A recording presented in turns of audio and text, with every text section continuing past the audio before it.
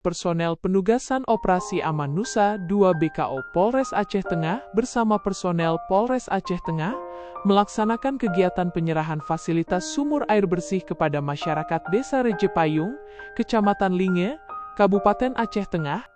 Assalamualaikum warahmatullahi wabarakatuh.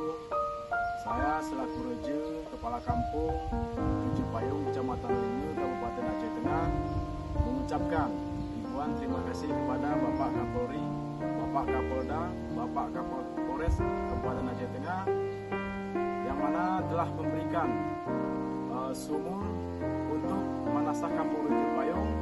Nah, ini di samping saya ada Pak Imam. Kami mengucapkan terima kasih atas apa yang Bapak Kapolres berikan dan Bapak Kapolri berikan. Semoga bermanfaat bagi masyarakat Kampung Rejepayung, yang mana saat ini kami sangat membutuhkan sumur tersebut dan alhamdulillah sudah kami terima dan airnya pun sangat jernih.